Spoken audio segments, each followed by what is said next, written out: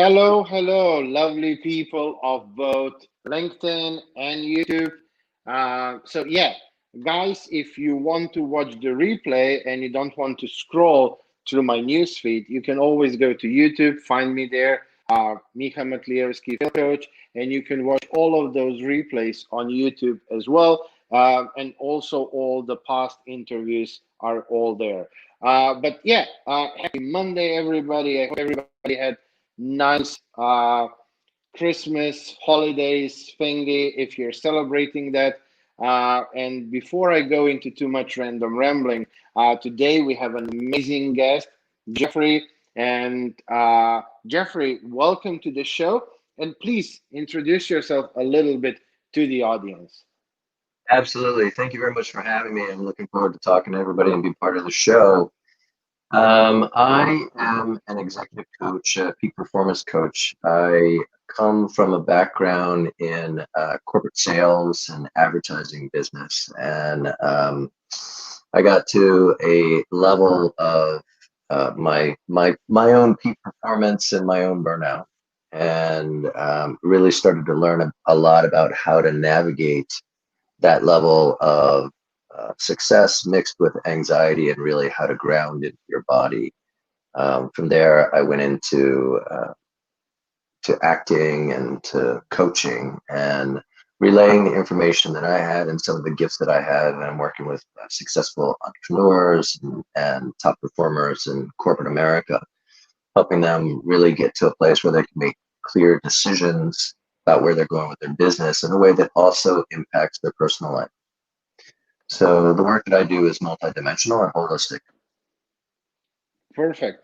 I love that. I really love that. I believe in that same holistic approach myself. Now, when you suggest the title that happiness is just a foot away, that's a very bold statement. But let's start with what is happiness? Because I think when you ask people, they will say, "Well, I just want to be happy," but then, like, what does that mean to you? And quite a lot of people get stuck on answering that question. So, should we dive a little bit into that?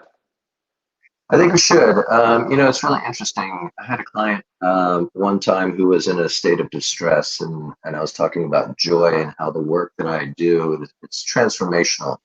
The work that I do with clients gets them to a place where they can access clarity, they can access joy, they can access their inner essence. And his first question was, well, what is joy?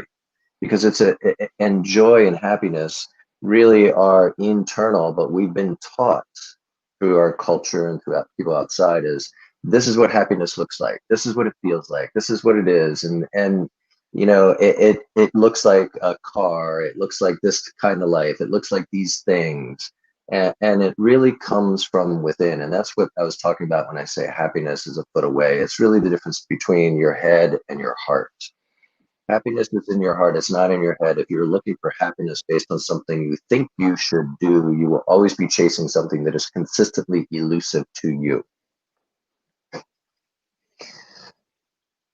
Yes, it's absolutely just an inner thing, and that's why there are so many giants out there who don't want us to be happy because if you're happy, you don't need to buy fancy stuff. You don't care about uh, being divided by politicians or by religions or influenced by the media and so on. But let me ask you, so you went through all that peak performance thing and so on, and you started this journey in finding, I guess, your own inner joy, your inner happiness. Uh, how much was that an inner journey getting to really know yourself before you can experience the joy and happiness? Well, that's an interesting question. And there's two parts. And you touched on something right before that, which is how corporate America sells us what happiness is and how they capitalize on our lack of happiness and saying, they keep moving the goalposts, right? So it's always next level. And, you get deodorant, you get this car, you get this thing because you're not enough, you smell wrong, you don't have the right car to get the right person, the right house to live in the right neighborhood. And so it's always how you can get something next because you don't have what you're supposed to have. So they're selling you as not enough. So you're always chasing the carrot, so to speak. And when you let go of that and you start to tap into I am enough and I accept myself as who I am and I love myself, which, I'll be honest with you, loving myself is very different in my definition now than it was many years ago. Many years ago, it still had this outside influence. It still had this almost, oh, well, that's arrogant, loving yourself. But, it's the biggest gift you can give to yourself and to the world around you, because people who love themselves, truly love themselves deeply, are not people who hurt other people. They're not people who are inconsiderate and unkind. They're people who are generous, people who are connected, people who create community, and people who are aware of their impact in the world and they want to make a bigger impact in the world. So that's really where it starts. It starts with loving yourself and accepting who you are. And the journey is understanding who you are so that you can accept that. And who you are, many times people will define, well, who are you? Well, I'm an accountant, or I'm, the husband or wife, or I'm this or that. And those are definitions and those are roles, but that isn't essentially who we are at our core essence. And to discover that is a journey. It is a personal journey, and it's one that I took and I continue to take and I continue to learn. And it's an important one, and it impacts how you do business because you start to look past the numbers. And when you look past the numbers, you can still make magnificent numbers. You can still grow your business, but your impact grows differently. Your impact is not just measured in terms of revenue. Your impact is measured in terms of how you're building your business and the community that you're creating and the world that you're creating, the employees that you're supporting, and what that business looks like. And when you have a healthy business, because you're a healthy person, you start to have a healthy bottom line. And we're in a time period where more senior level executives are feeling stress and anxiety than they ever have, and that's because of our current situation and on globally. And so it's really important for people to understand first, how do I get to this place of clarity and calmness in the middle of this storm? If just for the simple fact and benefit that when I'm in a place of calmness, my IQ actually increases. When I'm in a place of stress, I lose a third of my IQ. And I'm not happy because I'm stressed. I can't think, I can't connect to who I am. So that's where your minds, you start to lose access to your intelligence, and you also lose access to your emotional IQ. And when you lose access to your emotional IQ, you lose access to who you are. You lose access to your heart, you lose access to your access of happiness and connection. Yes, relationships, connection, all of that is a very important part of that overall happiness. But like you said, the most important part is to really love yourself and to understand yourself and to know yourself. I remember many years ago when I started my journey, I started with trying to put on a piece of paper, who am I? What do I want? Mm, And so on. And the first iteration, the first draft document, and I read it and I was like, yeah, that's me. But then there was something that triggered me into questioning that one thing and led to questioning everything else. And a few months later, going through many iterations of that document, everything was changed. And it was only then when I realized how I was blinded by what the society tells you and the media and your parents, your friends, your co-workers, like how influenced I was by the outside and how I lost myself in that whole process. And it was really finding myself through that beginning of the journey. And like you said, this is an ongoing, lifelong journey that really never ends. Uh, but Jeffrey, um, I'm sure that what you've just described, how people feel when they're on the other side of happiness, will probably resonate with quite a lot of my audience. There's a lot of corporate executives in my audience. There's a lot of uh, high achieving entrepreneurs, seasoned entrepreneurs.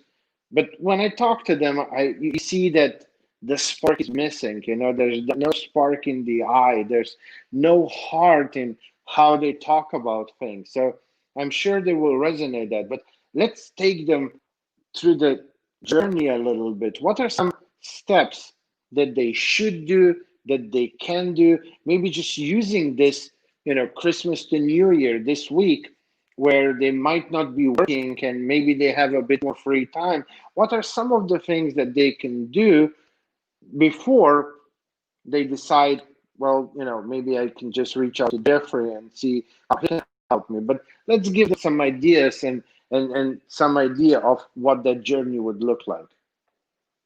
Yeah, I mean, you did raise a really interesting part of the process, which is when you start to do this, this transformation, because you, as Einstein said, you can't solve a problem from the same level of consciousness that created it. So the work that I do with people and how I help people is to help them transform to the next level of who they are, which means removing everything that is in the way of who they truly are at their base. So what's important in that is to have some curiosity and to let go of things that you're holding on as that must be true. I should do this or I have to do this. I mean, of course, there are things in life that we need to do, but beliefs, every belief is a limiting belief. There is no such thing as just a limiting belief. Every belief is a limiting belief. And so when we start to look at the ways that we think and the ways that we move and start to approach that with curiosity and acceptance, not judgment, just acceptance. Just here's a simple tool. When you start to look at things and look at them instead of saying, oh, that's good or bad. I mean, you may have an action to do because of something that happened. That's totally fine. But instead of really reacting to things, responding to things. So here's a tool. What you do is start to, when something occurs that you might normally react to, take a breath. And when I say take a breath, normally most people breathe in their chest so that you can see here. Most people will breathe up here. And when you breathe up here, it's 90% of the people on the planet. When you breathe up here, it actually creates anxiety. It short circuits your brain so you don't have as much brain power. So when you breathe, what you want to do is be aware of where you breathe. And when you breathe in, I found this really odd when I first did it, but when you breathe in, your belly should go out. And when you breathe out, like a bellows. So from the side, here's your chest, and your belly will go out and then back in when you're breathing out. So like a bellows. And when you do that, just to take that pause, think that's interesting. Instead of, oh, that's good or bad, just that's interesting. And look at it as information. What is that information telling you? How does it feel in your body? And then you can make a decision, a response versus a reaction. You can access your intuition a little bit more clearer. You can connect to people a little bit easier. People can feel you a little bit easier. So just that little pause, just that little moment of those two things, just a breath, and that's interesting, will slow things down just a little bit. That'll get you back into your body and give you an opportunity to connect with what's happening. Not the level of what you think is happening, because that's where anxiety lives, but in your body, so that you can actually feel present, so that you can be powerful, and so you can be connected and you can be tapped into your intuition. So that tool right there of a breath, and that's interesting, just take that moment and you'll see a shift in how things happen. And so there's tools and techniques that I offer people and ways of thinking that will shift, that will really transform the whole process of a day and how people react and who they are, so that you up level your performance while not increasing the amount of time you work or the amount of stress that you have. So that's one way to do it. And that's something that you could easily practice, certainly while you're at home, and you've got a little bit more time, or maybe a little bit less time, but you're surrounded by people. Maybe there's some triggers or some anxiety, but those two tools put together, that'll give you a moment to be present. Yeah, that those are very good tools. I like what you said about managing your energy. It's an interesting thing. Uh, my startup many years ago was energy efficiency, but you know we were helping big retail chains and hotel chains and using less electricity and gas. And just a few weeks ago, I realized one aha moment, that I'm constantly helping my clients with energy management, because I believe that well, good time management skills, of course, will help you, but that's only the second step. I mean, you can be the best time manager, but if your energy sucks, you ain't gonna do much on that day. And then you have a second day when you feel you slept well, you feel well, you did your morning routine, you feel powerful, and you will do so much more within the same bracket of time. And so I'm often hear myself saying that time management has nothing to do with productivity. It's your energy management, how to balance that in just being mindful, exploring what is giving you energy and what's taking away energy. And then, if I know that an interview like this, because I have to be fully present, takes some energy away, I can understand that after the interview, I can do a 10-minute meditation to bring it up again. And if I do those balances, I can maintain peak energy throughout the whole day. What's your thought on that? Well, that's interesting, and that ties back to what I was saying before. It's really fascinating. So, what takes energy more than most things is resistance. So, not accepting what is happening, not being present to the present moment, to what's happening in life, to what you're feeling. So, just by coming back into your body, you're present, and you're considering, oh, that's interesting, instead of, oh, that's bad, or that's good, or without having a polarity around it, just being present to it actually maintains your energy, and you'll find more vitality throughout the day, more clarity in your mind. So that is a great way to manage your energy, and you're absolutely right. A key part of peak performance is not, time management, shuffling, your files and things like that. A key part of that is managing your energy, because when you're at what I call energy deficient moments, like you're lacking sleep, or you're tired, or you're hungry, you just don't have those resources. You don't have the resources to access the clarity. You don't have the resources to access the connection. You don't have the resources to access those decisions that you need to. You get decision fatigue much easier. So you lose the power that you innately have and the connection to that. So energy management is really important. And what is key in that is being open and not resisting whatever is happening. That doesn't mean that everything runs over you. That doesn't mean you don't have any boundaries. That just means that you're able to stand in the middle of chaos in a moment of clarity. It doesn't push you over. You just, oh, that's interesting. Okay, I'll make a decision, instead of, oh, that's really bad, or that's throwing me off. When you can tap back into your center, then that's a place of calm, and there's no resistance in that. And so that's where, when I'm in conversation with you or someplace else, I can get reinvigorated, because I'm tapped into myself, and I'm tapped into the moment and the conversation that we're having. And to me, that's exciting. It's exciting to be present. It can be a lot. And that's exciting, I think. Yes. Well, Jeffrey, when typically when somebody starts working with you, so they come to you with all of that negativity and bombarding us with all the influences from the outside and so on.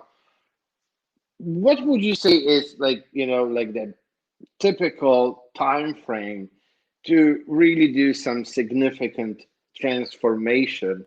Um I mean, I know it took me a long time because I was working at that by myself.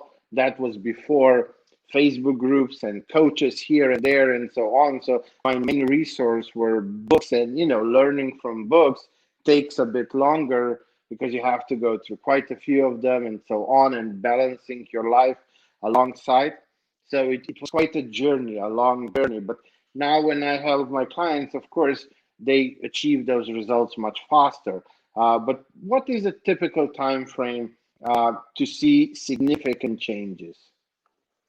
Well, what's important to note is two things. One is the development of personality and the development of habits and lifestyle and the being of who somebody is took place over the course of many, many years. Most of who you are is the result of information that was gathered before the level between your conscious and your subconscious was developed. And so that was in your first 7, 8, 9 years. And so from that, we have continued to operate. That's our initial operating system, so to speak. And so from that, we've had some upgrades, but those take serious decisions, take a change in environment, and those take place over time.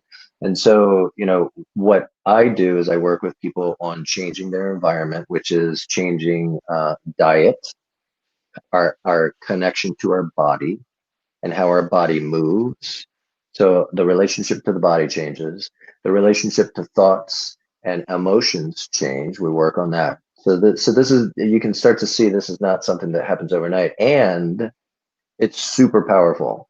So we will work with those processes, and then we'll get tools and techniques along the way that become incorporated into habituation, so we're developing new ways of being, new habits, new processes of dealing with things, and new beliefs and new thoughts that come up as a result of that. So some of this is somatic work, some of this, breath work and movement and things like that, that gets stuck emotions and gets embodied belief systems, embodied practices, embodies ways of being. So it gets, I know we've all gone to, a retreat or something like that, or somebody will tell us something. We're like, oh yeah, yeah, I know that. I know that. And because we know it doesn't mean anything because we haven't actually done anything with it. It's not an embodied practice. Therefore, it's not a change. So there's a big gap between I know it and I live it, right? So that's the foot of happiness being a foot away. So what I do is it takes months to work through this, and we work together on a weekly basis. And so I'll incorporate different bits and pieces based on where somebody is, that'll help them shift their belief systems and also help them shift what's going on in their body. So it's pretty amazing. No, I agree fully. Like when I'm talking with people, I always tell them like transfer of the knowledge, the teaching part, that's easy. I mean, give me a few hours and I can walk you through everything. The Right. implementation part and developing those habits and all of that, that's really where we need months to really make solid foundation, because also it's so easy to relapse if you stop too quickly, to relapse back into old habits because they're more familiar, they're more comfortable, even though they're Right. not serving you, but still you're fighting with establishing the new, and it's so easy to relapse. So it really takes time, and it has to be done on a very consistent daily basis to really see that change happen. So yeah, I absolutely agree. Well, Jeffrey, we are coming close to the end. I mean, like this is one of the most love topics of mine. So yeah, I could just chat here with you for hours. But if our viewers, if they resonated with what you've explained, and who should reach out to you, and what is the best way? I mean, go to your website or contact you on LinkedIn or find you on Facebook. Like, what's the best way to get in touch with you? Sure. Yeah, the easiest way, I mean, we're being broadcast on LinkedIn, and the easiest way would be just send me a note on LinkedIn. And what we'll do, the process would be very simple. What we'll do is we'll have a quick conversation, and and then set up a conversation where we can go into detail, and I'll provide some value to you, and then we'll decide, if it makes sense for us to work together or not. But in that conversation, you'll walk away with some tools and techniques and some visibility about things that might have been in your way. And you'll definitely walk away with some value where you will think this is an important call that I've made. And whether we work together or not, that's fine. But the information that I provide, even just on a conversation by conversation basis, is something that people find value and helps them find clarity. So the answer to your question, the short answer is just connect with me on LinkedIn, and we'll go from there. Perfect, perfect. Do you just do the one-on-one work, or you also do some other things like corporate trainings or group coachings or something like that, or is just pure one-on-one? Yeah, I do work one-on-one. That I take a limited number of clients that way, and then I also do some corporate trainings. I've worked with sales departments before, so yeah, I've done corporate work. I do have some corporate clients. I've got a limited amount of people that I do one-on-one with. I've got two available slots left, and then I'll be launching a group course next year where I'll be working with group. Okay, cool, cool. So yeah, if people get in touch with you, get connected with you, um, they can follow how you develop those things when you have availability and so on. Perfect. Yeah. Well, Jeffrey, um, short and sweet, but I really enjoyed this conversation. You gave some very good tips for our audience, something that they can start applying right away. I love that. I'm really happy and grateful that I got to know you, and I love what you do. And I absolutely wish you nothing but all the best on this journey. We need more of people like you that do what you do. So New Year's is just around the corner. So yeah, I wish you absolutely all the best in 2021. Thank you, Miha. I really appreciate it. I appreciate what you're doing. I love having a conversation with you, and I love talking about this type of thing. I think you're doing really great work. And, I wish everybody that's watching this broadcast, either today or at any time in the future, the best and prosperity and ease and connection throughout all of this year and the upcoming years. Perfect. Well, Jeffrey, thank you once again. Have a lovely rest of your day and the week. Happy celebration and all the best in the future. Take care. I will. Thank you. So, guys, another interview, a very good one.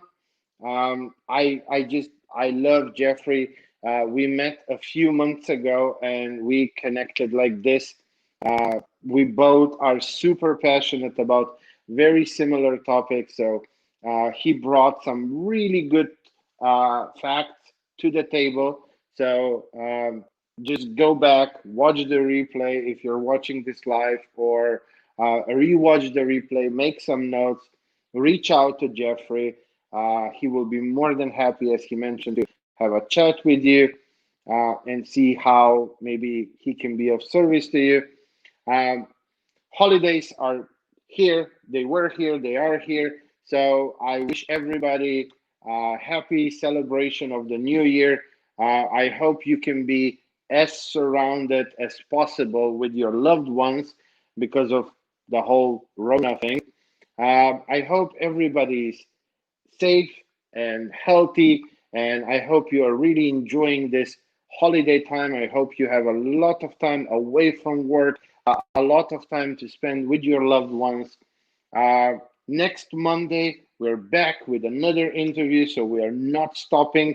And yeah, I'll be looking forward to um, having you watch these videos when I bring my next guest on. Take care, everybody. All the best. Happy New Year. Well, should I say that today or next Monday? I don't know. I always was a bit bad when it comes to holidays when you do the wishing part, but you know what I mean. Take care, guys.